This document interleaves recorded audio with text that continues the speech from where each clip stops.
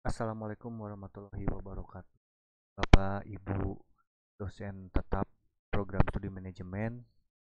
Saya dari laboratorium program studi manajemen mencoba untuk sharing pengalaman bagaimana kita menggunakan media pembelajaran online tanpa harus telekonferensi.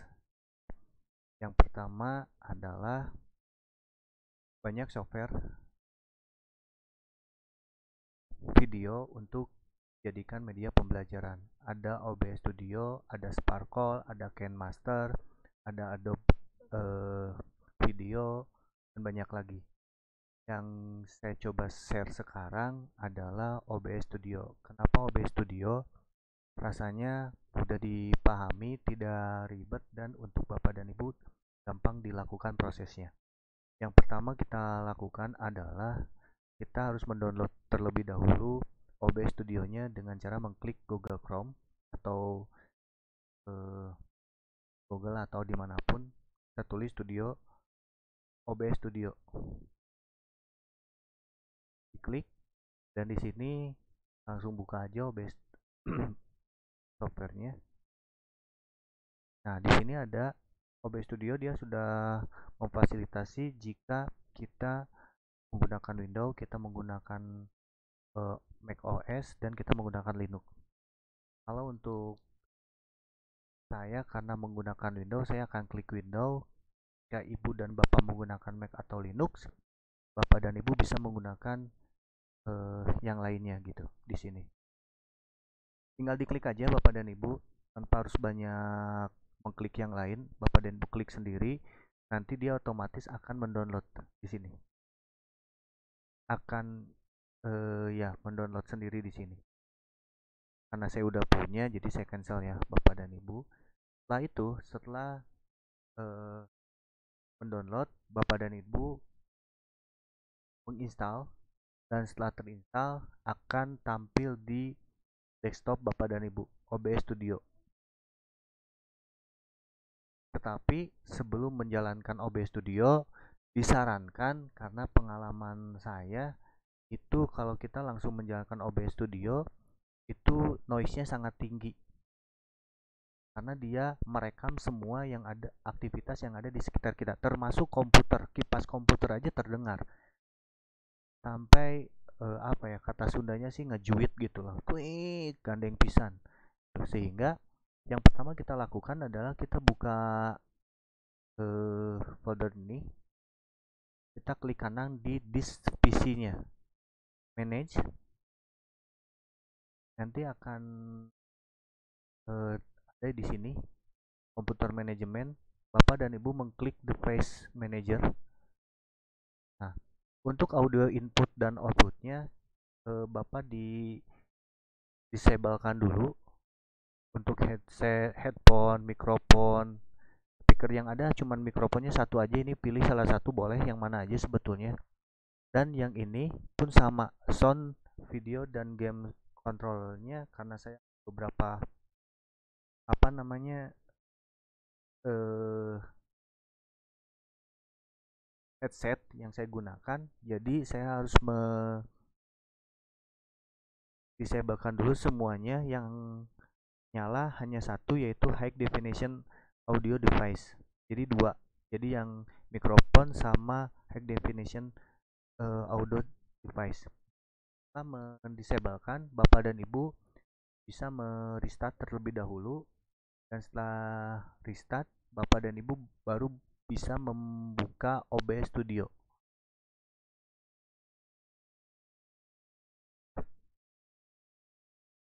Nah, tampilannya akan seperti ini, tapi tampilan pertama itu tidak akan ada gambar seperti ini, Pak. Dia gambarnya hitam.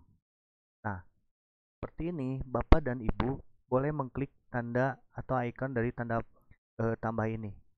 Di sini kita bisa memilih mana aja yang akan ditampilkan di layar. Saya menampilkan display, image slideshow. Kalau Bapak ingin tampil wajah Bapak dan Ibu, bisa menampilkan video capture device.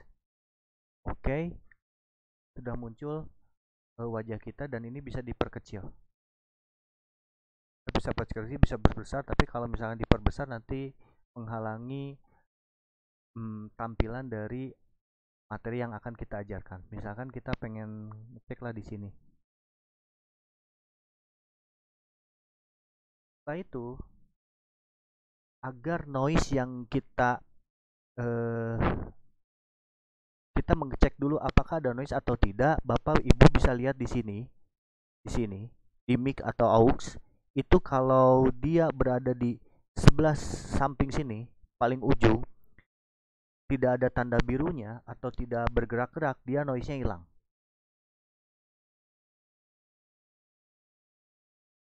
Itu noise-nya hilang. Tuh. Tapi kalau misalkan dia noise-nya tinggi, di sini akan bergerak-gerak, bahkan akan ada di posisi kuning atau merah. Nah, itu kalau udah di kuning dan merah itu kencang banget suara noise-nya.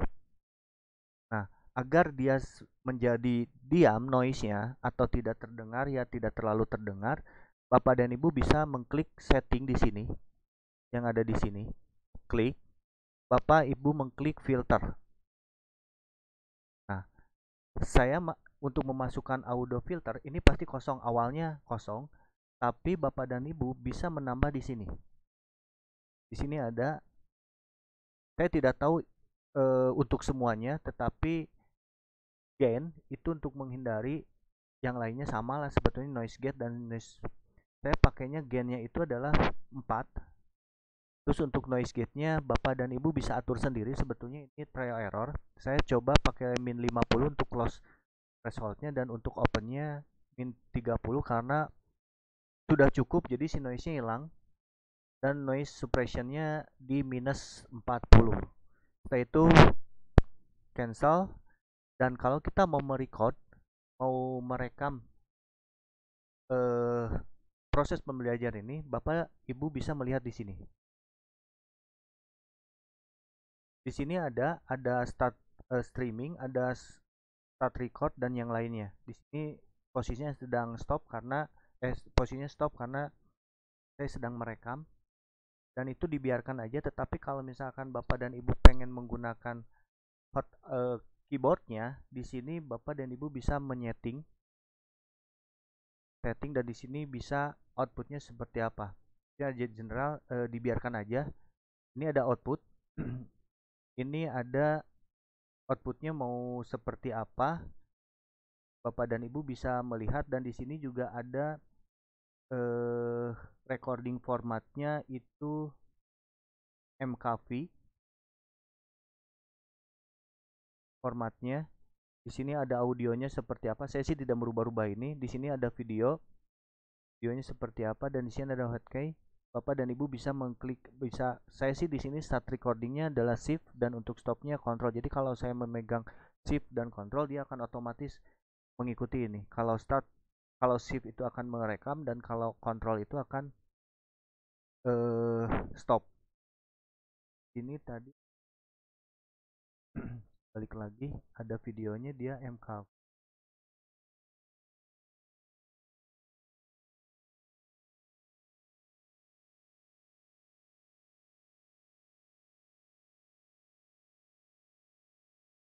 Oh ini pada saat record dia tidak bisa merubah ini, tapi kalau sedang record dia akan merubah MKV-nya, bisa dirubah kemana aja gitu. Nah, tapi terbatas, tidak semua itu bisa dilaksanakan, tidak ada semua format format videonya gitu. MKV lah cukup, mudah-mudahan bisa dibuka di mahasiswa ya. Setelah itu kita akan masuk ke bagaimana proses pembelajarannya. Bapak dan Ibu tinggal jangan di close ini, tapi di keluar dulu aja ini. Langsung masuk ke sini. Kita cari bahan yang akan kita uh, bahas. Misalkan saya ngambil perilaku organisasi, ini nanti otomatis akan terrecord dengan sendirinya karena kita sudah ada di sini. Nah, nanti tampilan videonya akan ada di sini. Karena di sini kan tidak muncul, sehingga saya harus memunculkan di sini itu display display capture window capture kayaknya. Oh jangan, Bapak dan Ibu tinggal coba-coba aja di sini. Setelah itu, nah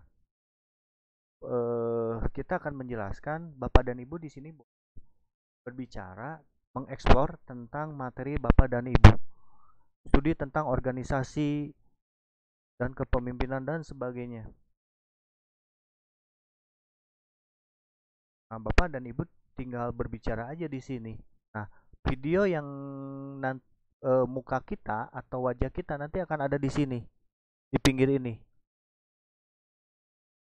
Gitu, di pinggir ini. Saya sih tidak menggunakan video karena wajah karena tidak pede sih. Tidak pede, takut si mahasiswanya jadi bosen gitu. Jadi mendingan mendengarkan suara aja. Setelah beres Bapak dan Ibu menjelaskan materi, bisa balik lagi ke OBS dan stop recording. Stop recording. Setelah stop recording, nanti output yang ada di apa ya, di tampilannya akan berada di tergantung Bapak Ibu men-setting ini. Outputnya berada di mana? Recording padnya ada di sini. Itu harus dicek. Kalau saya udah dicek, nanti masuknya dia akan posisinya ada di sini, Pak. Ada di video. Ini yang sedang kita record, tapi belum bisa dibuka karena masih di record. Setelah itu, setelah kita stop dan beres, ini kita simpan di, kalau saya di video itu. Nah, setelah itu nanti ini adalah beberapa video yang sedang dibuat. Nanti Bapak dan Ibu harus memasukkan output ini ke YouTube. Gimana caranya? Oke, saya di sini play video. Ininya saya hapus dulu. Si Bapak dan Ibu bosan. Nih, oke, kita akan masuk ke YouTube. Saya hapus dulu. Bapak dan Ibu masuk dulu ke YouTube. Sini. Tetapi untuk masuk ke YouTube, Bapak dan Ibu harus sign in dulu dengan email Bapak dan Ibu. Nah, di sini saya menggunakan email. Di sininya nanti ada, misalkan ini namanya Bayu. Nanti dia akan nge-save-nya di Bayu, dan Bapak boleh memulai untuk mengupload ke YouTube-nya. Create a video or post, di sini upload video.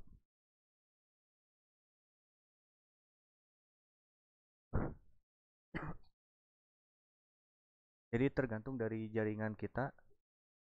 Nah, di sini nanti Bapak dan Ibu ya, tinggal pilih select file. Kita cari di sini mana yang akan kita upload. Misalkan saya mengupload yang paling kecil aja ya, Pak ya. Lumayan sih ini pada besar sehingga agak lama. Saya ambil yang ini aja. Videonya. Setelah itu di sini ada tes video dinamika lagi by. Ini adalah link yang nanti akan dimasukkan ke e-learning. E-learningnya di sini, ini udah lagi upload. Di upload di sini Bapak bisa mendeskripsikan. Nanti setelah itu Bapak dan Ibu tinggal next. Dia ini untuk anak. Oke aja. Next lagi.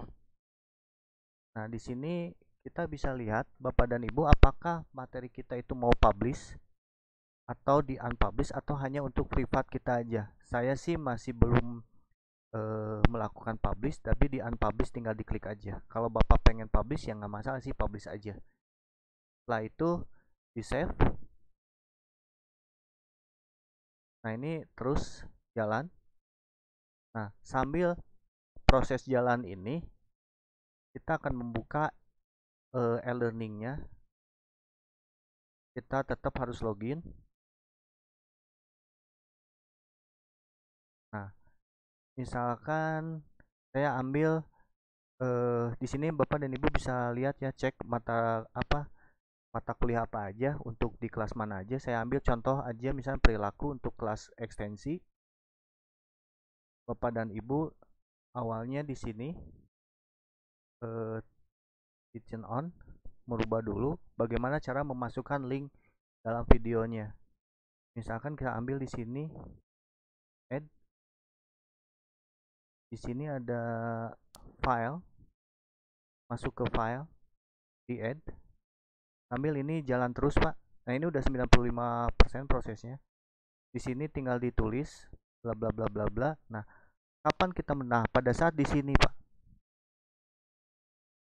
Oh di sini kita mendeskripsikannya di sini, misalkan kita tentang perilaku. Nah pada saat kita di sini perilaku adalah, atau lihat link ini, lihat link ini,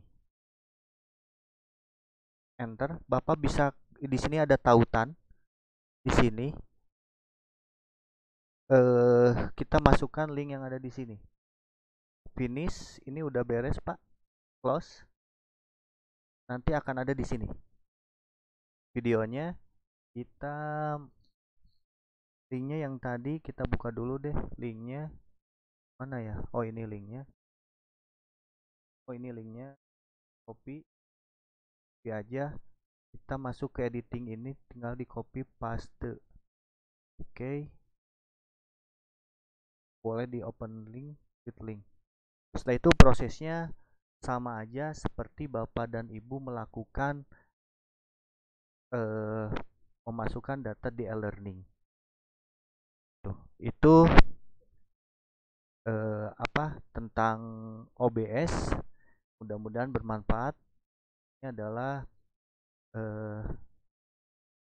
agar kita tidak terlalu membebani mahasiswa dengan teleconference, baik itu menggunakan Big Blue Button ataupun Zoom atau media yang lain. Kita bisa memberikan video seperti video pembelajaran atau video tutorial kepada mahasiswa. Sekian dari Lab Prodi Manajemen. Saya Bayu Indra Setia. Terima kasih. Wassalamualaikum warahmatullahi wabarakatuh.